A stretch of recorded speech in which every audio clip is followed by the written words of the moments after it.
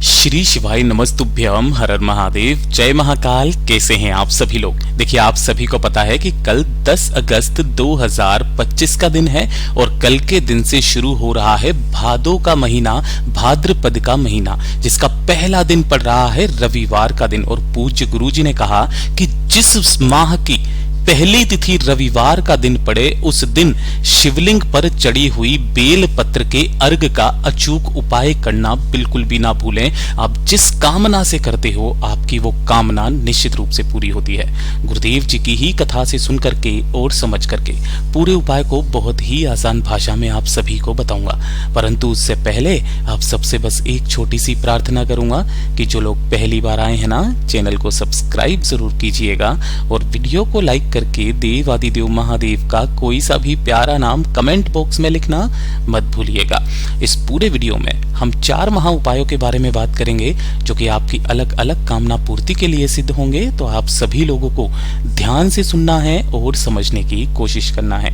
सबसे पहले बात करते हैं हमारे पहले वाले उपाय। ये किन लोगों को करना है वो चीज ध्यान से सुनिएगा कि अगर आपकी कोई इच्छा है, कोई मनोकामना, कोई हृदय की बात काफी समय से पूरी नहीं हो रही है, उपाय कर करके आप थक चुके हो, कोई कार्य है आपका जो अटका पड़ा है, उस कार्य की सिद्धि के लिए, आपके हृदय की कामना की पूर्ति के लिए रविवार के दिन शिवलिंग पर चढ़ी हुई बेलपत्र के अर्घ का उपाय करना बिल्कुल भी मत भूलिएगा।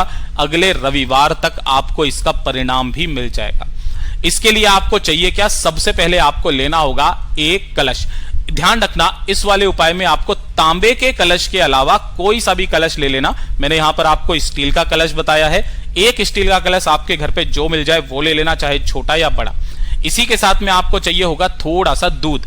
दूध कौन सा लोगे इस चीज का ख्याल रखना, दूध होना चाहिए गाय माता का, है ना, गाय का। वो भी कौन सा दूध? कच्चा दूध जिसे एक भी बार गर्म नहीं किया गया हो, इस तरीके का आपको दूध ले लेना है। गिन करके लेने होंगे आपको 11 चावल के दाने। कितने? 11 चावल के दाने आपको लेने हैं। वो भी कौन से होने चाहिए? अक्षत पूर्ण दाने होने चाहिए, खंडित कहीं से भी नहीं होने चाहिए। ठीक है, इन तीनों चीजों को आपको साथ में रखना है। साथ ही साथ आपको लेना है एक गुड़ का टुकड़ा। क्या लेना है? एक गुड़ का टुकड़ा छोटा सा, और एक चाहिए होगी आपको शिवलिंग पर चढ़ी हुई बेलपत्र। ठीक है, तो पहले आपको शिवालय जाना है। शिवालय जाकर के महादेव से कामना करके एक बेलपत्र आपको साथ में लेकर के आनी है। और जब आप इसे लेकर के अपने घर पर आओगे या फिर आप मंदिर में ही इस उपाय को करके आ जाना, शिवलिंग पर चढ़ी हुई बेलपत्र और जितनी भी चीजें आपने ली है उन सभी चीजों को, जो भी आपने थोड़ा सा दूध लिया है उस दूध को इस कलश के अंदर, 11 चावल के दाने, शिवलिंग पर चढ़ी हुई एक बेलपत्र और एक गुड़ का टुकड़ा, इन सभी चीजों को इस कलश के अंदर भर देना और साथ ही साथ इसको अपने घर के शुद्ध जल से भर लेना। ठीक है, पूरा का पूरा लोटा जब आपका भर जाए, इसी वाले लोटे से आपको सूर्य भगवान जी को अर्घ देना है। अर्घ देने का नियम मैं आपको पहले भी कई बार बता चुका हूं, ध्यान से सुनिएगा। जब भी आप अर्घ दें तो आपकी मुख और नासिका दोनों के दोनों उच्च स्थल पर होनी चाहिए। आपका जो मुख है बिल्कुल सूर्य भगवान के सम्मुख में होना चाहिए। दोनों हाथों से जब आप इस कलश को ऊपर उठाएंगे तो ये आपके सिर से कम 8 इंच ऊपर होना चाहिए। ठीक है, 8 इंच ऊपर करके आपको जो भी सूर्य भगवान जी का मंत्र आपको आता है, 12 मंत्र मैं आपको पहले भी कई बार बता चुका हूं। ओम मित्राय नमः, ओम रवे नमः, ओम सूर्याय नमः, ओम भानवे नमः, ओम खगे नमः, ओम नमः, ओम हिरण्यगर्भाय नमः, ओम मारीचाय नमः, ओम आदित्याय नमः, ओम सावित्र्य नमः, ओम अर्कार्याय नमः, ओम भास्कराय नमः। इन 12 मंत्रों में से कोई सा भी एक मंत्र आपको बोलते हुए उस संपूर्ण जल का अर्घ सूर्य भगवान जी को दे देना है। इसके छींटे अगर आपके पैरों पर पड़े तो दोष नहीं लगता है, पहले भी बता चुका हूं। आपको इसी तरीके से अर्घ देना है। अर्घ देने के बाद आपको अपने ही स्थान पर खड़े होकर के 3, 5 या 7 बार आपको घूम जाना है। घूमने का क्रम पूज्य गुरुजी ने बताया, आपको सूर्य भगवान जी की परिक्रमा करनी है। 3, 5 या 7 बार घूम जाना। वहीं पर दोनों हाथ फैलाकर सूर्य भगवान जी से अपनी कामना, अपना नाम और गोत्र बोल करके कह देना। पूज्य गुरुजी ने कहा, अगर किसी भी परिवार का कोई एक सदस्य इस वाले उपाय को कर लेता है और वो सदस्य उस घर में अगर रहता भी है ना, तो उस घर में कभी किसी चीज की कमी नहीं होती महाराज। उस परिवार की उन्नति खुद महादेव करते हैं। पूज्य गुरुजी का बहुत अद्भुत और अचूक उपाय है, जरूर कीजिएगा। साथ ही साथ पूज्य गुरुजी ने कहा कि अगर आपके परिवार में कोई व्यक्ति बहुत ज्यादा बीमार रहता है, बीमारी खत्म होने का नाम नहीं ले रही है, शरीर में कोई इस तरीके का कष्ट है कि शरीर का कोई एक हिस्सा बहुत ज्यादा दर्द करता है, जैसे कि यहां से लेकर के ये वाला हिस्सा उनका दर्द कर रहा है, पैरालाइज हो गया है, काम नहीं करता, मांसपेशियों में खिंचाव रहता है, सिर का कोई दर्द है, जो सर में दर्द रहता है खत्म नहीं होता, हृदय से संबंधित कोई रोग है, या किसी भी चीज से संबंधित अगर आपके शरीर में किसी भी तरीके की समस्या चल रही है ना, तो इस वाले उपाय को रविवार के दिन करना मत भूलिएगा। जो भी आप 1 लोटा शुद्ध जल लेंगे तांबे के कलश में ना, उसके अंदर मात्र 1 चुटकी आपको हल्दी मिला लेनी है। कौन सी वाली हल्दी? पिसी हुई।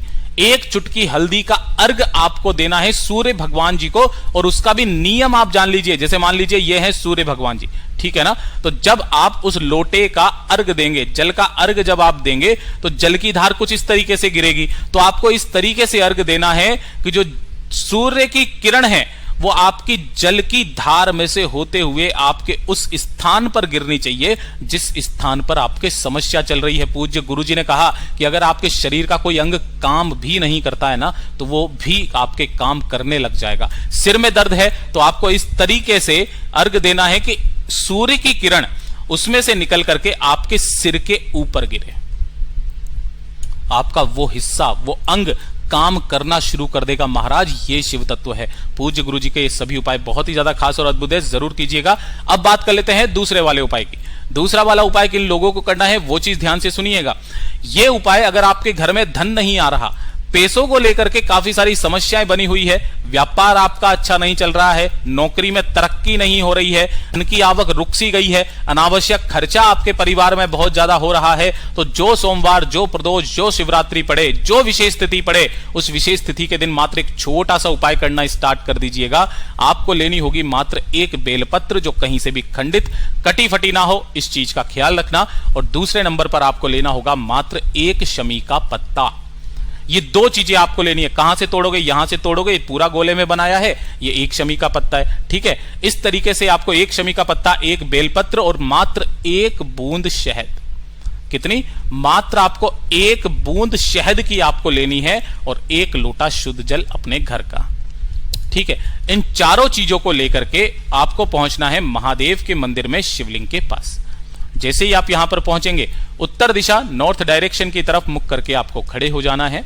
खड़े होकर के सबसे पहले आपको करना क्या है? जो भी पूजा पाठ अर्चना वंदना करना है वो पहले कर लेना। उसके बाद में जो आपने एक बेलपत्र लिया है, इस एक बेलपत्र की इन दोनों पत्तियों को छोड़ करके जो ऊपर की बीच वाली पत्ती है ना, इस बीच वाली पत्ती पर आपको पूरे पर शहद लगाना है।